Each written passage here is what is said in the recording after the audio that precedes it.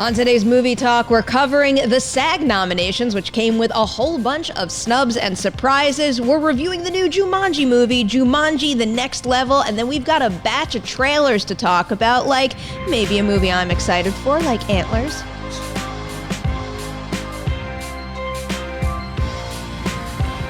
Hello and happy Wednesday, everyone. Welcome to this Heroes and Villains sponsored episode of Collider Movie Talk. We are so excited to be here to show off all of their cool clothing and also to talk about these topics because we got a lot to get into today.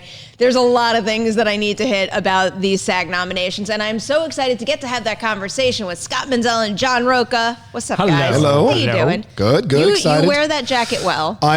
Yeah, it's one of the few jackets that I can wear well. It's not true. I always wear a good jacket, but I haven't taken this off for 3 days now since I wore it Monday morning. So I'm a massive fan of Star Trek, and this is such a well-fitting jacket. I feel like we need to put in the request to the Heroes and Villains folks to make you a puffy vest. Oh, a vest, yeah. I miss your vest look. My girlfriend made me get rid of those vests. She says, really? Yeah, she goes, you're not a dad. She goes, stop wearing those things.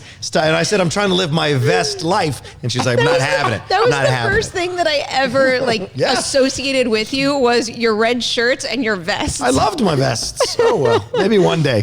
Red shirt guy. Yeah, red shirt guy. That was you for a while. How you doing, Scott? Good. Always happy to be here. I don't remember the vest days. I'm sorry. Yeah, no, you came after the vest days. I'm sorry. They were the good old days. Yeah.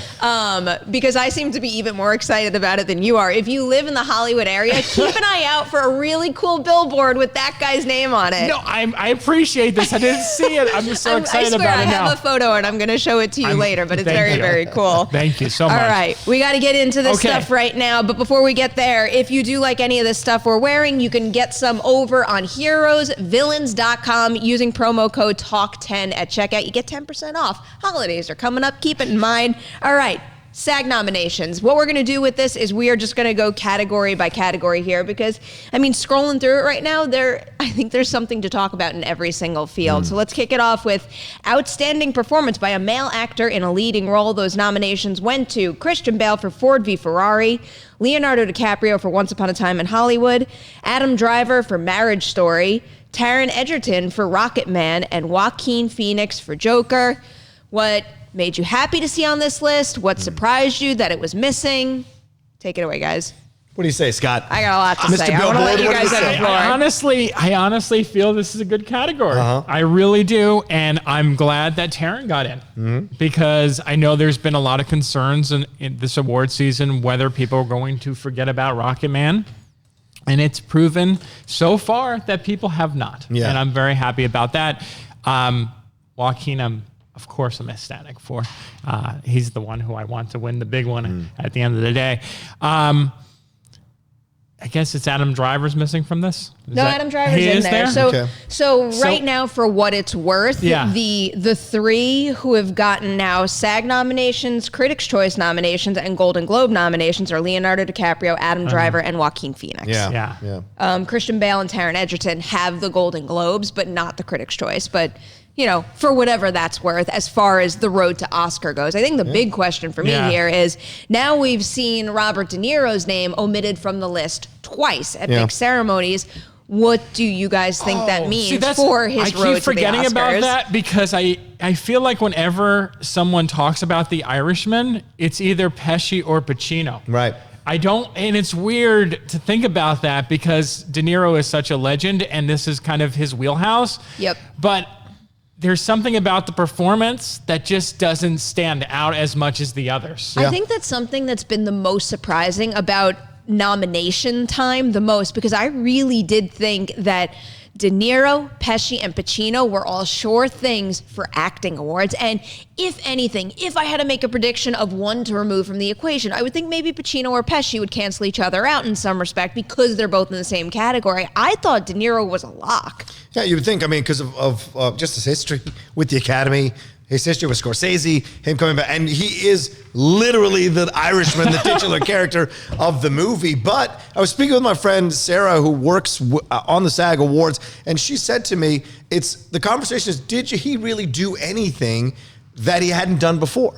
Right. And I was like, no, you're right. That's actually a really good point. There's not this version of this character. We've seen him do versions of it in other films. There was nothing really that stood out. No, can you think of one scene where you're like, wow, De Niro really killed it in that scene in that movie? Not really. In fact, ironically, I would think Anna Paquin had some powerful moments not saying a word in her moment. And when she actually spoke, those are actually more powerful than anything you'd see with De Niro throughout the film. I echo your Egerton thing 1,000%. Maybe my ballot, because I'm still a SAG member, got lost in the mail. Kelvin Harrison, I wanted to be, because it's an all-white category with all these nominees. So to me, I would have liked to have seen Kelvin get in there. But that being said, you can't argue against anybody on this list. They all did wonderful, wonderful performances in those films. I would definitely agree with that. If I was making this list myself, though, Kelvin Harrison Jr. would be on 100%. probably for Loose, because Loose is one of my favorite movies of the year, and I do love Waves quite a bit as well, but I think that would have been a supporting performance. Other names missing from the list, Antonio Banderas, Eddie Murphy, and then the other one that I would definitely put on this list, who I am rooting for this award season big time, is Adam Sandler for Uncut Gems. There's a performance where I think you could say he's never done anything like that. When you look at how he carries that movie, it really is something else, and I think it deserves to be recognized. But I look at this list and it's like, who would I take off to make room for him? This is a strange year because I feel like the male category is, I hate to say this, but I feel is so strong compared to the female one. I feel like when you come to the actress category, like even in terms of the qualities of the film that they're in, the actors are just stronger. I will strongly disagree with that statement. Yes, I will. Okay. I mean, well, not to bleed into some of the other categories right now, but I think one of the biggest snubs of all of the SAG nominations 2020 is the omission of Little Women. Yeah. I think that is absolutely absurd. You want a whole bunch of strong female performances? Lead for Saoirse Ronan. Florence Pugh for supporting should have been a must. She should be a must on every single list. She is a scene stealer in that movie, but really go down that entire ensemble, even when they have less screen time, like let's say in Emma Watson, I still think she makes them, and Elizabeth Scanlon, they make the most of what they have in the movie, and I think they up what's in the script. I completely disagree. Wow. I actually think that movie is the most basic Oscar movie you can ask for in every way. Yeah, wow. I think it's Saoirse Ronan, Meryl Streep, all those actors in that movie, those actresses who are so talented, could do those performances in their sleep. I think they're so basic in every way, and I'm not surprised. I know a lot of people really like this movie. Yeah, I think the movie works as an Oscar film and a period piece. But what is different about this Little Women compared to, like, say, the one from '94? Okay, so I am coming at it from a different perspective. I've heard many people say what you just said, Rocha, but I have actively avoided all forms of Little Women my entire life because I thought that story wouldn't be for me. And finally now, because of what I do, I really had no choice but to see this Little Women movie. And I fell in love with it so much so that when I finished the audiobook I'm listening to now, I'm finally going to listen to that one. But, you know, with the statement you just made, I think you could apply the same thing to, let's say, A Once Upon a Time in Hollywood. It's a movie with a whole bunch of famous people in it who have had Oscar nominations and wins before. It's a Quentin Tarantino movie. It's about the movie making industry. It's the same thing, and really that kind of sentiment could be applied to a lot of things we're talking about right now. Yeah, and it's a good point. You can say the same thing about Irishman. I was just going to say that. No, Irishman and Once Upon a Time, definitely. The thing that makes, Once Upon a Time, I will tell everyone a very funny story. My wife, as well as my mom, big fan of Hollywood movies. Okay. We tried to sit down and watch Once Upon a Time. Halfway through it, they're like, where is this going? I'm not interested. Turn it off. Yeah. That's been, and they released yesterday the numbers, and apparently the numbers were lower than Bird Box. So if that's true, that's an even stronger indictment against them. But that being said, I think you make a great point, Perri. And let me echo the point, even more so than Perri. I'm even less the audience for Little Women, and I thoroughly loved it and couldn't believe how much I was enjoying the movie. Interesting. And I hear what you're saying, though, but I don't think that's a negative. You know, that it's an Oscar movie. Yeah, this is what it goes for. This is what the Oscars usually go for. This is why it's surprising as a snub because you would think they would have done this. I don't think it's even nominated for a best ensemble. No. And that's insane to me. And I found out this morning that it's not even nominated for the Costume Designer Guild Awards for its costumes. Like, what are we talking about? Why do people? And then I've seen this narrative online now that people are saying that the votes are going for Bombshell over Little Women. Like, it was between those two, and the votes are more going towards Bombshell. And I'm like, if that's true, that makes no sense to me at all. Well, I kind of understand where that kind of comment comes from. Yeah. They are so, like, I don't, like, Completely it doesn't compute that way. Yeah. But just bleeding right now into the lead actress category here, because we're kind of talking about it now. The nominees there are Cynthia Erivo in Harriet, Scarlett Johansson for A Marriage Story, Lupita Nyong'o in Us, Charlize Theron in Bombshell, and Renee Zellweger for Judy. So, one of the interesting things, I think, with the female actor in a leading role category is I look at some of them and I think that some of these performances are better than the movie overall, and I would apply that comment to both Cynthia Erivo and Renee Zellweger. Even though I really, really love Judy overall, I could see how the rest of the movie doesn't compare to the quality of work that she delivers. Yeah. And then the one that I would probably remove here is, I think, I'm tempted to take out Charlize Theron, even though I really, really liked Bombshell, because I am a little sore that both Saoirse Ronan and Awkwafina were not included on this list. And The Farewell's another snub throughout the SAG, throughout the whole SAG list, absolutely. So yeah, great point you bring up there, Perri. It's surprising to see what they went for, what they didn't go for, especially when you see the Parasite crew being nominated for Best Ensemble. So clearly they had their eyes on all the films. So for whatever reason, Awkwafina didn't come through. Erivo, this is an interesting thing that's happening now. This is on the heels of the Golden Globe Awards nomination. Now, does this give her a possible inside track to an Oscar nomination for Harriet? I think both Cynthia Erivo and also Lupita Nyong'o are. It's like, for me, they were kind of on the cusp of maybe getting in, and I like the fact that they're both making a little bit of noise now, and maybe that could actually pave the way to a very successful award campaign for both. But just to finish the comment that I started at the beginning of that one and never finished, because I was going to compare it to the Best Actor field, where I think you've got two movies that maybe the movie overall isn't going to get a lot of love, but that single performance will. Whereas when I look at Ford v. Ferrari, Once Upon a Time in Hollywood, Marriage Story, Rocket Man, and Joker, great performances and great movies around them. Yeah. Right. And that's kind of the point that I was trying to make, is that I've seen a lot of really strong female performances, but then I watched the movie and I kind of feel the movie's a little bit less than the performances given. Did you see Wild Rose? Yes. Should Wild Rose be on? I know it doesn't really have a chance because no one's really talking about it, but should it be on the list? Because there's a movie I think her again. But the movie itself, I still think is great. It's too much like Star is Born. It's too much like Star is Born. How so? Because I feel like you could apply that statement to just about anything about someone who is trying to achieve a dream at the expense of another portion of their life, and dealing with all of that. I feel like you could apply that to just about anything. I mean, the thing is, just like with A Star is Born, it's kind of interesting because I don't think anyone expected Jessie Buckley to knock it out of the park, same way that Lady Gaga knocked it out of the park with her voice and the amount of emotion and depth to her character. But the thing is that the story and I didn't love Star is Born either, because I felt like the story has been done before. It's very generic. And this is why what I've noticed is becoming more and more of a problem within Hollywood, is that we're getting movies that are about this performance. And there's something that's happening where the storytelling is not as strong. And I feel like it's a very basic, generic story that we've seen done before, like you were pointing out. So Can I ask you a question? Sure.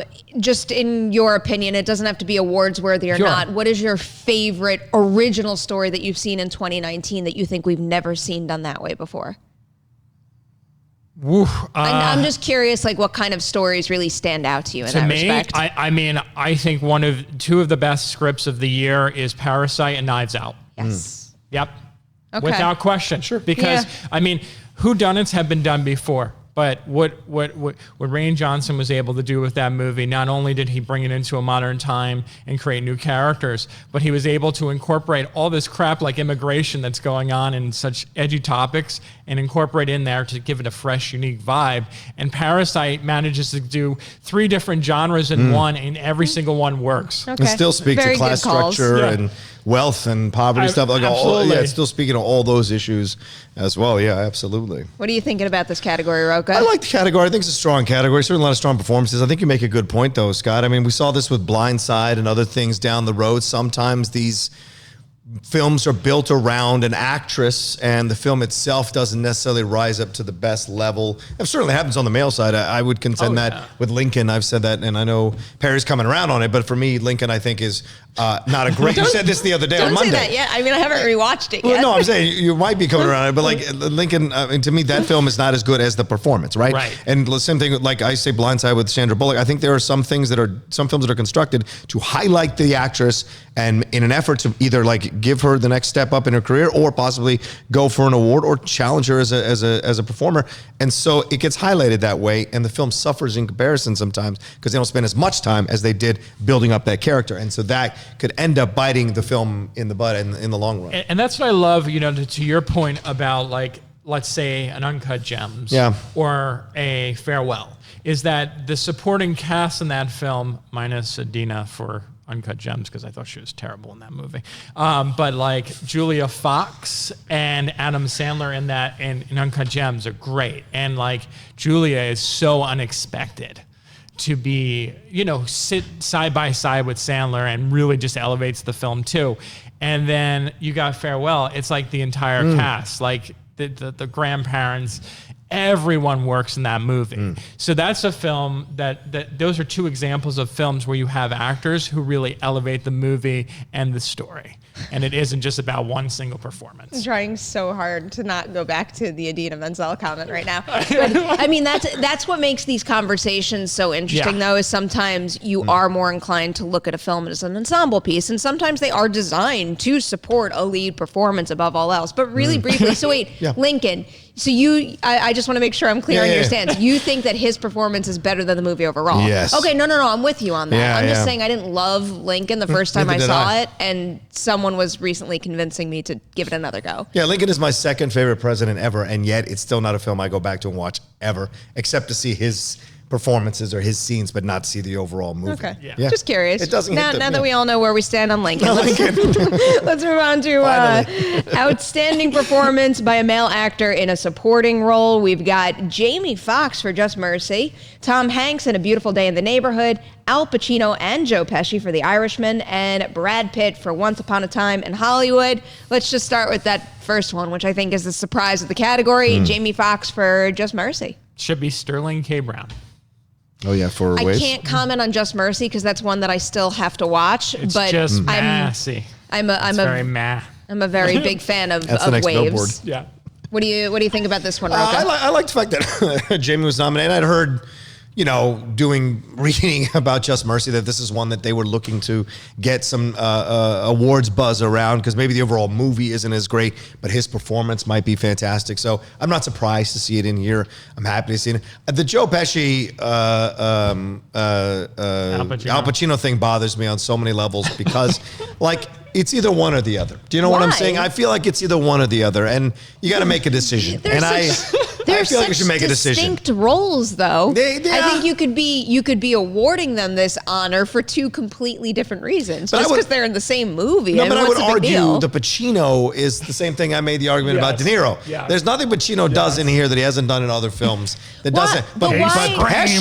Pesci's incredible. Why does that have to be a roadblock? It's not like the definition of getting an acting award is like do something that you've never ever even touched before. I mean, there's a reason The Irishman came together in such an exciting way. It's because it was faces familiar to this sort of filmmaking jumping back into it, but then taking it to the next level by making it a true epic that covers decades of their lives. Well, I liken it to sports, and I don't want to make too much of a detour, but I liken it to sport. Like Tom Brady is the best quarterback in the NFL consistently every year, yet he doesn't win the MVP every year, but he is one of the best. but there's no way that team would be as good without him on it. It's only when he rises above the numbers we've already accepted that he becomes in contention for the MVP again. And that's the way I look at actors. Different things. Tom Brady isn't telling a story. Yes, he is. Every time he gets on the field, it's either win or lose. But I mean, with actors, it's the same. Once you've accepted that actors are at a certain level, and they've been at it for decades at a certain level, you want to see something new and distinct and different. It's like with Uncut Gems. Like you say, you saw something. Sandler's only touched drama twice, maybe, with Rain Over Me and Punch Drunk Love.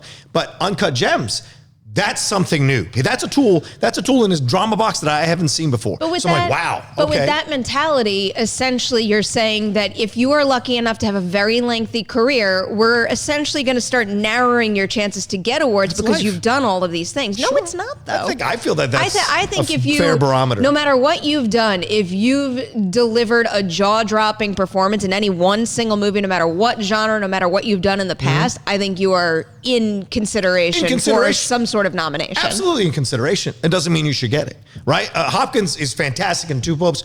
Nobody's talking about Hopkins. Well, he is incredible in that movie. Delivers the standard, phenomenal Hopkins performance. No one's talking about it. I fear Two Popes. Accept it. Well, that, and also I fear, because like there's a whole lot of factors here. I don't think it devalues any of the things we're bringing up. But it's like with Two Popes, for example, you have to consider the fact that Netflix also has very heavy hitters in The Irishman and Marriage Story, and it feels like maybe a little more is behind those two projects rather than, let's say, Two Popes or Dolomite Is My Name. 100%. So that could be the case too. I mean, my Two Popes is essentially like My Dinner with Andre. At the Vatican. That's essentially that for 2.5 hours. But I will tell you one thing to both of you, and I'll admit it here. I was not as wowed by Marriage Story as everybody else. It's one of the biggest surprises in the award season as I just didn't find it as compelling as everyone had pitched it. And yes, the Kramer versus Kramer thing was really tough to let go of as I was watching it. But I thought Driver was great. I thought Johansson was great, so I appreciate them being nominated. The Laura Dern thing is shocking to me because I think she's better in Little Women with what she does than she is in Marriage Story. She's quite good at both. She, of course, but once again, it's a level. What's the one that I think is distinctly different? Well, I think also sometimes it's, that's why it's difficult to get in without a showy scene or a showy performance. But she's got that moment in Marriage Story, and I just remember people walking out of that movie at TIFF. Everyone was talking about that. Everyone was talking about it. You mean in the conference room, or do you mean on the couch? There's two. Who are you talking about? Laura Dern. There's two that she has. Okay. Two really great moments. Okay. I think the one in the conference room is really the strongest one that she has. It's a powerful That was what I was referring to, but I could see how you could make a case for both being, the potential Oscar clip in the end. All right, let's head in. Can I say something real quick? Because we talked about Just Mercy. That was a movie where I saw at Toronto, and I had this one feeling about it, and this is very important to admit, is that I had this feeling of being in the premiere and seeing what the movie stood for and seeing all the filmmakers and everyone kind of talk about the film and how passionate they were about it. And I really felt this sense of emotion when I was watching it and hearing everyone speak. The next morning I woke up, and this is why you shouldn't tweet right after a movie. The next morning I woke up and I literally forgot almost everything about it. And I said, wow, that was horribly generic. But I do want to give Rob Morgan the shout out for that movie because he is without a doubt the scene stealer of that film, and I feel like he's not getting any talk whatsoever. Just on a different topic than awards, because of what you just said, I think that's why you should tweet after movies. I think the idea of just like how a movie evolves for someone, the longer they sit with it, is a fascinating process. I think that the value of someone's immediate reaction after walking out of a movie is part of criticism. It's like, I want to give you guys the sense of how I feel immediately after I saw that thing. But then when you reassess in the morning, that's another layer to the review process. Just like movies that I saw that I thought I loved at the very, very beginning of the year, all of a sudden they're slipping down on my top 10 list to well below that. And it's interesting to revisit those early movies and compare them to the ones I'm super high on right now and just see how they change as they sit with me. As long as you can admit that you were wrong or that your feelings God, changed, without a because doubt. some people really struggle with that. There's a lot of people who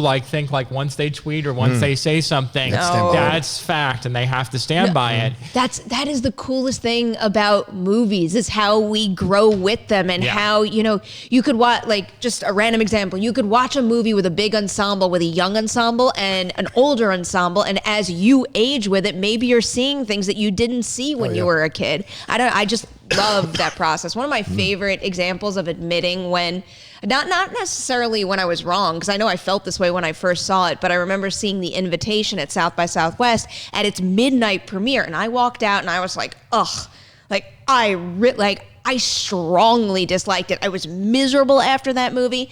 Then all of a sudden, I sat with it and I started to think about it, and then it became available to own, and I obsessively watched that movie that year, and I still do the same thing today. And, I don't know. It was a complete change. So that was just one example. It's okay if anybody feels that way. Yep. All right, where are we at now? Okay, we're at this is going to be our whole show. Outstanding performance by a female actor in a supporting role. Laura Dern, of course, for Marriage Story, Scarlett Johansson for Jojo Rabbit, Nicole Kidman for Bombshell, Jennifer Lopez for Hustlers, and Margot Robbie for Bombshell. So the only person on this list who didn't get a Golden Globe nomination and a Critics' Choice nomination or a Critics' Choice nomination is Nicole Kidman. So do you think Nicole Kidman was kind of the wild card in this category? Very strange. I think even when you watch the movie, and I like the movie, she's the weakest of it. She has this is a weird thing because I'm keep going back. You mean weakest storyline or weakest performance? No, she has the weakest performance, but the strongest storyline. Yes. And it's like a theme this episode for me. Where I was so interested in that story, and yet her performance just felt so flat and so, when you compare it to Margot and you compare it to Charlize, it just seemed like she was there saying the lines and didn't disappear into the category, into the character. I mean, Charlize Theron in that movie, that I think the reason is that she disappears in that. And I'm just like, oh, it's Nicole Kidman saying some interesting storyline. I don't know. I thoroughly enjoyed the movie. I loved all three of their performances. But I'm glad that Nicole Kidman is getting some love, actually, because I think the movie, as much as I love the movie, I think the movie kind of undercuts her a little bit by making it her story initially, and then we move full force into Charlize Theron, Megyn Kelly's story. And I thought that was a bit of a disservice to Gretchen Carlson and her story, which is the genesis of this whole thing. And so I'm glad to see Nicole Kidman, because sometimes, because she's not playing the flashier role, I see why you feel this way. I don't agree with you. I think she underplayed it logically because she knew these two had the showier parts in the script. So I have to play her more solid. I have to play her more stronger. I have to play a different color to stand out. And it led to a SAG nomination at least. Whether it's a great performance or not, or a worthy performance or not, we'll find out. But I think I'm happy she's getting recognized because I think she is damn good in the movie. I think what's interesting about this is, and this is how what I felt upon researching the movie afterwards, is that exactly like you're saying, Nicole Kidman's character is based on someone who's true and really is part of the big investigation as to why this movie was even made in the first place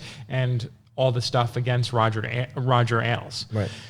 To me, having Margot Robbie in the movie with a character that is a collective group of voices is more problematic, and I think she should have been the one who got the least amount of focus. Agreed. Yeah, I agree. And so that's where my problem is with that. So I felt like, again, her performance was a little bit too understated. Yeah. And I wanted to see her a little bit raised up a little bit. And Margot, I feel like, was too much at the forefront, and she should have been pushed to the side a little bit. I think because they also got the ensemble nomination, you could tell that SAG is just very high on Bombshell. Yeah. I'm just completely distracted that not that any of these individuals aren't deserving, but I'm so distracted by the fact that my number one pick in this category right now, Florence Pugh for Little Women, is nowhere to be.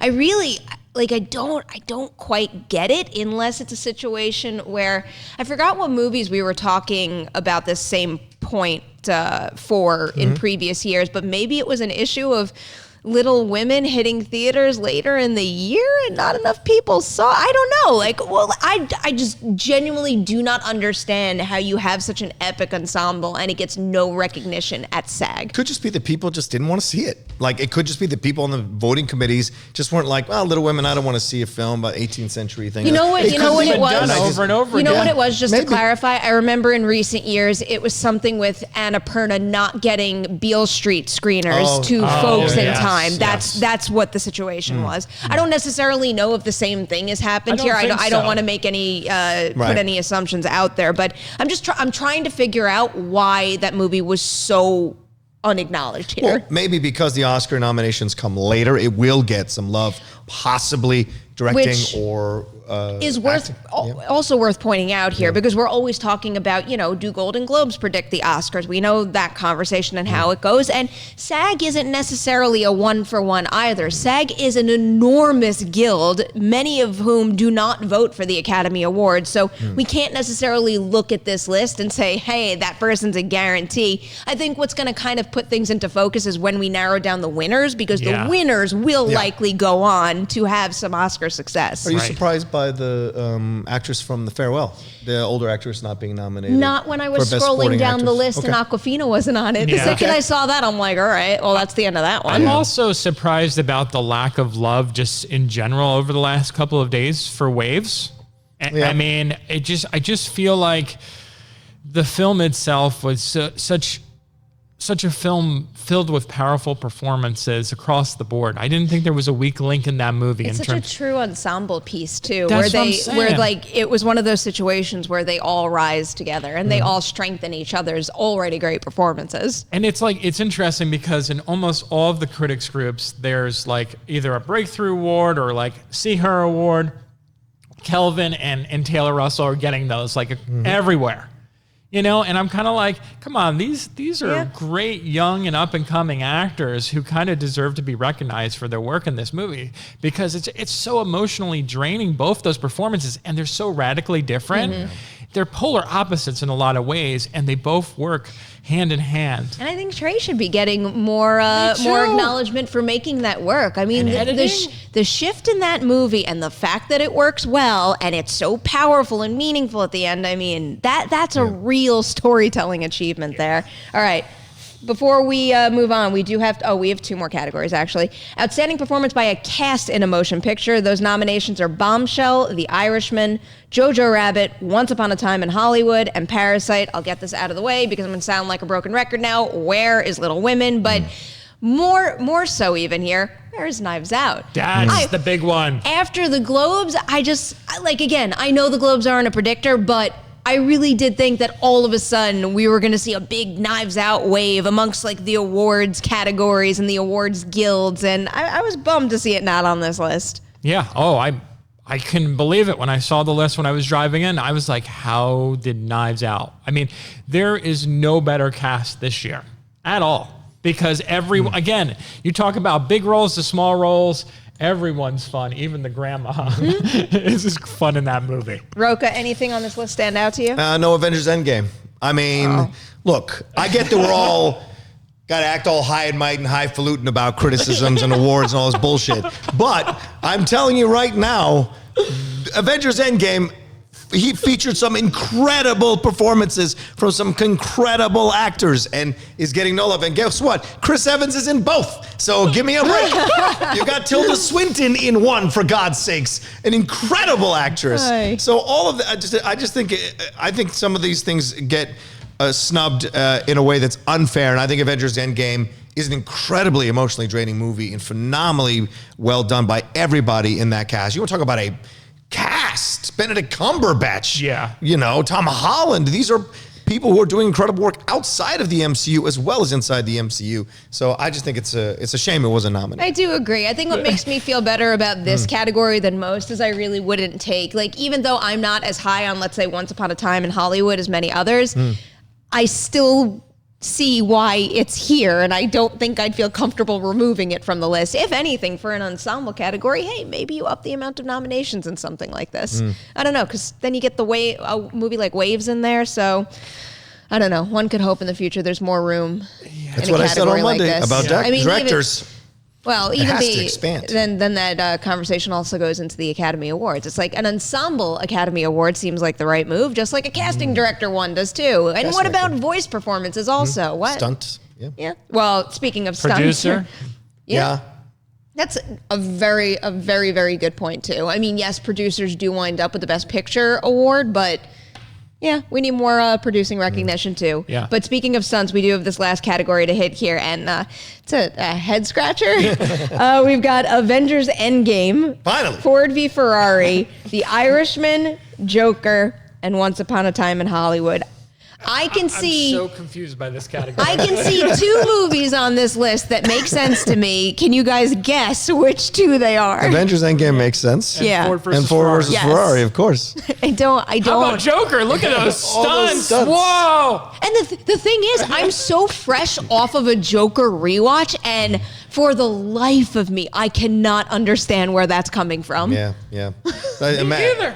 I'm speechless. Yeah, Matt Donato was funny. He's like, wait, Robert De Niro, he tweeted, Robert De Niro like tapping some dude in the face with his foot is a stunt, but John Wick 3 is not in this thing, There you go. or Captain Marvel, or Spider-Man, or any of these other. Shazam. Shazam. If you're going to open the door to any of these superhero movies, at least cop out in the stunt Or like, category. what about even a movie like Crawl? Yeah, I mean, sure. I know people are rolling their eyes because I love Hart, and maybe that doesn't belong in the awards Hobbs and conversation. But Shaw. seriously, Crawl, when you look at the behind-the-scenes video of what it took to have the water burst through the house and just what the actors have to go through for something, like, that is deserving of some recognition. Absolutely. Hobbs and Shaw, you could throw in, and even we just saw Jumanji. Jumanji has way more stunts than Joker and Irishman and all these other films. So Yeah. I don't know. It's I mean, just even crazy. Alita Battle Angel, Yeah. which Yes. I didn't like, but that's a movie that I has. swear, people are already betting that I'm not going to watch it. Now is the time for me to watch it. This is my weekend for cramming things in before the list is finalized. So I promise you that you could check back in on Movie Talk on Monday, put in that live chat, Perri, what did you think of Alita? And I will have watched it. All right, we have to move on to our review. Right now, we are doing a review of Jumanji, The Next Level. Of course, this is the sequel to Jumanji, the 1995 movie, and also Jumanji, Welcome to the Jungle. I seem to have a problem with calling this Jumanji 2 when technically it's Jumanji 3, but I've made like a little bit of a clean break. But here, it's basically the same concept all over again, where individuals from the real world wind up in avatar bodies in the game, but what they do here to make it a fresher story is Alex Wolff's character. He's growing up and he's moved out and he's off to college. He is not really fitting in over there, and he kind of longs for his friends at home and also longs for the powers that he had as Bravestone. Yeah. So he decides to go home and boot up the game. There's a glitch in the game, and more people than in the previous movie are sucked into the game, and it makes for what I call just like roll swap gold here. That's my favorite part of this movie, but what do you guys think?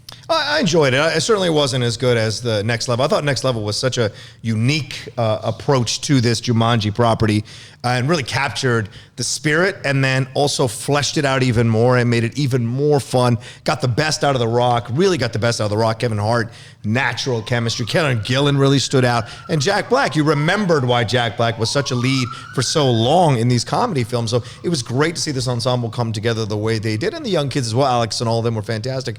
So you come into this sequel and you hope, okay, what can you do that's new? Oh, you're bringing in Danny DeVito and Danny Glover. Okay, let's see how this works. And for a majority of the beginning of the film, I think it does work.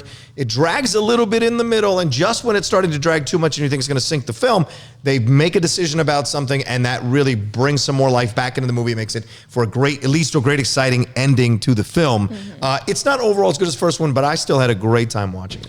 Yeah, I mean, I feel very similar to how you feel about it. I had such a fun time with the second film because it just looked awful. And I went into it and I was like, there is no way this movie's going to be entertaining. And it wound up being one of the most entertaining films of the year. And just the chemistry between the four leads works. So when you go into the sequel, and I got to give them credit, the trailers for this new one did not have the same effect that they had on the first one, where I watched it and I was kind of like, this doesn't look good. I was like, oh my God, somehow this works, and it works again. And there's just a lack of mystery this time around. And I feel like a lot of times when I was watching this film, I kept looking at the direction and what was going on and saying, oh, they tried to up the ante from the first one. Okay, so this seems a little bit more technical, a little bit more elaborate. But it's not, like, it has more adventure, but I don't feel like the laughs or the fun is as strong as it was in the first film. So I think I feel almost the same exact way about this new one as I did the first. I don't really take to the big CG action set pieces. I don't necessarily think they dragged in either movie to the point that I was like, all right, I'm over this. What I love about these two movies and the concept, because as a big 1995 Jumanji fan, I was extremely sensitive when I found out how they were kind of uprooting that concept and modernizing it for this. But I really do think this is such a great way to give these incredible talents an acting challenge. I could probably watch hours and hours and hours of this foursome, now with Awkwafina, role swapping. I don't need any of these crazy set pieces. Just give me that, because I truly couldn't get enough of that. I agree, 100%. I think that's when the movie was the strongest. Yep. But I do realize that maybe that's something for us adults, where the kids, I think, like the scenes with the monkeys and the ostriches. Right. Very fair point. So I think they like the action aspect of it. To me, I just wanted to watch them, like that scene where they go in the water, and they wind up seeing that something happens and they can change.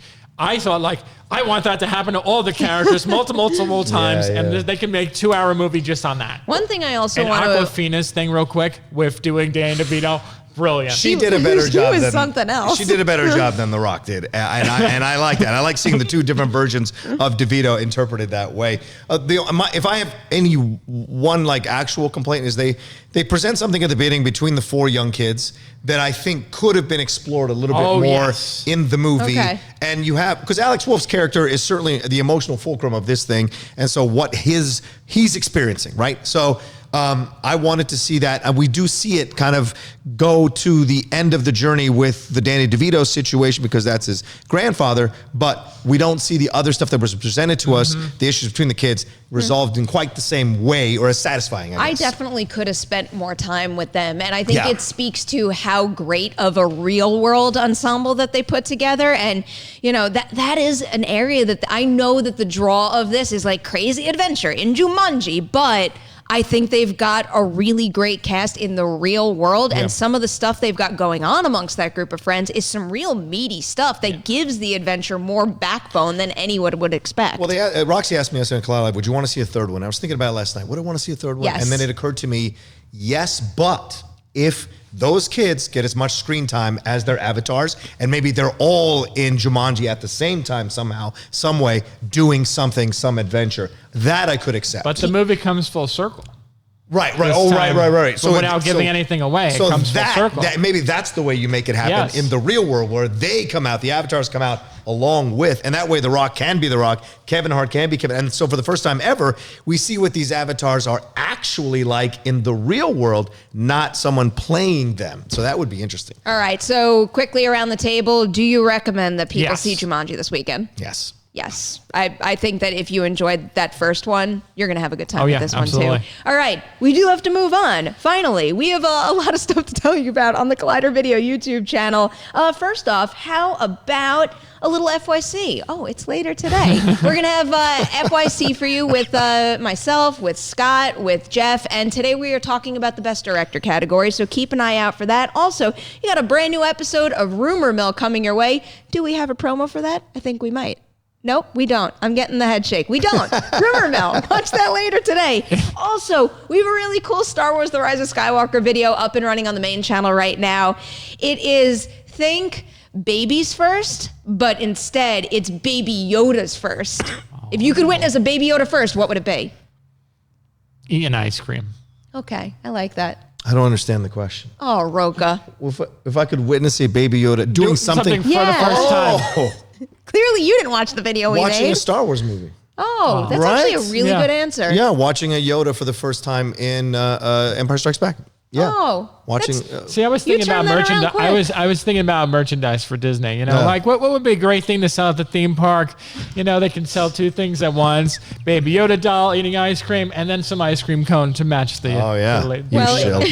Thank you for those suggestions. If you guys want to see what the ensemble from Rise of Skywalker came up with, and they did come up with some pretty creative examples. The video is up and running on Collider.com and also the Collider Video YouTube channel right now. And before we move on to our final topic, we have to remind you this episode is sponsored by Heroes and Villains. You can go on over to heroesvillains.com. So the cool thing is, we told you a little bit about this yesterday. Leading up to the release of Rise of Skywalker, they're doing a different promo on the site every single day. And today, they're giving out bundle packs at a much cheaper cost. And the thing is, you can get that bundle pack and then put Talk 10 on top of it and get another 10% off at checkout. So many great deals, and we're going to tell you about a few more in the next 2 days as well. All right, last topic today is a whole bunch of trailers, 3 of them. We've got the final trailer for Antlers, the Red Band trailer for The Grudge, and the first trailer for the movie Like a Boss. Let's start out and get the negative out of the way first. Which trailer did nothing for you? Like a boss. Like a boss. Like a boss. I think it was because I went into this trailer with rock bottom expectations and I was pleasantly surprised. I'm not saying it's a great trailer or I think the movie's going to be hilarious, but I smiled more than I thought I would. And there's something about any comedy with Rose Byrne in it that I'm going to give a chance. Oh, she's earned it. Yeah. She's earned it. So I'm excited for her, but like, I don't think this is the first trailer. I think this is the first Red Band trailer. I think there was multiple other trailers for this. The movie just for me does nothing. And with that deadly release date of January 10th, I have a really bad feeling that it's not going to be good. But I'm hoping that it does something. I know this is gonna be another shock for you. I liked the movie with Kevin Hart and Josh Gad that came out in January a couple years ago. Wedding Ringer? Yeah. I thought that movie was fun. So I'm hoping, again, it suffers from a bad trailer and ends up being something like that. You never know. Do you apply that same thinking to the release date of The Grudge? I can't say anything about The Grudge. Okay, good to know. Good to know. I can't say anything about The You're definitely Grudge. going to say something to me after the show. Rocha, so you said this one didn't do anything for you either, this specific trailer. It feels like The Boss again, like Melissa McCarthy's The Boss. So I just was like, I don't know what I'm going to get. Yeah, I don't know what I'm going to get. I hope it's good. I'd love it because I love Tiffany Haddish and I'm tired of seeing her on a run of films that don't capture the public's attention or make money because this is an incredible talent that Tiffany Haddish is. So I'd like to see her do some stuff and it'd be fun. And maybe Salma Hayek rides this kind of a Jennifer Lopez wave of like Latina actresses coming back that you remember loving in the 90s. So you know what she reminded me of in this trailer? Listen. I feel like it's going to be a similar performance to Michelle Williams in I Feel Pretty, where it's just something so extreme that you can't help but to like. That is hands down one of the weirdest performances I've ever seen, and I loved every ounce of it. She should be nominated for She's that. the best part of that movie. Absolutely. Michelle So Williams funny was in the that. best part of that movie. So I guess if we're taking The Grudge out of the equation, I have to say something about The Grudge real quick with the trailer. I love how it basically copied the It Chapter 2 campaign and just basically took a scene from the movie. The old lady. Yeah. The red hair coming. Like, it's funny that you say that because now that I'm thinking about it, it's even almost like a similar framing. Yes, it is. Funny. Knock on the door, walk in the room. Yeah. The redhead talking to the old lady. And I still found it effective. Yeah. I liked it. I think Antlers is the one, though. Yeah. Antlers is the one. Wow. Antlers looks like it could be, I don't like paring it down to a descriptor like this, but it looks like it could be A Quiet Place of 2020 in a sense. And I think it's also because of release date timing and just what that film looks like it could be. That trailer was freaky. And I found the last few, I can't remember how many we've seen thus far, but I was very into the promo campaign as it was thus far. This one really does up the ante. I'm glad they're stopping here too. We've seen just enough. Now don't do any more. Keep showing this one in theaters because this is one of those trailers that I think when it plays on the big screen, it's really going to unsettle a crowd and make you curious about what this mystery is. Yeah, and it's not something he's done before, right? I'm looking at his resume here. Crazy Heart. Scott Cooper, sorry. Crazy Heart, Out of the Furnace, Black Mask, and Hostel. So certainly some very dark films that explore some tough emotional territory, but this is something completely different, akin to Hold the Dark It feels like that kind of vibe, right? Is that the film with Jeffrey Wright? Has that kind of vibe to it, so it excites me on that level. I guess because I've seen Hold the Dark, and I'm making certain assumptions about what Antlers will show and clarify, because Hold the Dark essentially clarified nothing along the way. But it was still a decent movie. But the thing that I'm most excited, I was telling you a little bit, Scott, about this before we started, is I'm obsessed with Channel Zero, created by Nick Antosca, and he's the writer on this movie, and anything he touches, I will run straight to. And it's funny too, because Channel Zero is a series that uses a different creepypasta story for each different season, and the narration at the beginning of this felt to me like it had creepypasta vibes. I mean, which is essentially the nature of a legend and hearing a legend passed on, but all of that stuff about storytelling and legends and what you believe, I mean, that all ties into what he accomplished so well on that series. So I got all the faith in the world in this one. Yeah, I think it's going to be incredible. And I was excited also to see that Guillermo's involved with it, which also gives it a little bit more of a boost of confidence too. I mean, everything about this movie seems like it's going to work really well. I'm very curious to see after this award season, and now that Disney is part is the full owner of Fox Searchlight. I've noticed that their projects for next year seem to be going in a very different direction so far, and I'm wondering if we're going to see more of a Fox Searchlight becoming a genre type outlet. I would be open to that. The more creative possibilities we have out there, the better. All right, we do have to say goodbye, but let's squeeze in one quick live chat question before we go. And this is a big question. I hope you guys are ready for it. Ready? Okay. Yusan Tran says, "Dear honored panelists, what did you eat for breakfast this morning?" Nothing. What? Nothing. Oh. I didn't eat any breakfast. Do you ever eat breakfast, or is that just like a regular thing? Very rarely. Oh, wow. Okay. Yeah. On the weekends, I eat pancakes. There you go. Pumpkin pancakes. Okay, you make up for it. Yeah. Rocha, what'd you eat for breakfast? At the risk of being made fun of, I had a sausage, egg, and cheese McGriddle at the McDonald's. That's what I There had. you All go. right. With some Yeah. orange juice. Yeah. You know, it's not a bad thing. Every once in a while, I have I feel McDonald's. like Once a week. my breakfast isn't all that impressive either, because all I ate was a protein bar. The power went out in my apartment right when I was putting the show notes together, so I got all like crazy, and then I was delayed, and then all I had time to grab was a protein bar. That Happens apartment of sometimes. yours, it's got a lot of drama, that apartment. It's not a cat throwing up. It's power going out. It's plumbing situations. You know, my router or modem or whatever the heck that box is, it's still working. It's still working. So That's cat good. vomit didn't kill it. That's good. But maybe it like sent a power surge to all of the region. I don't know.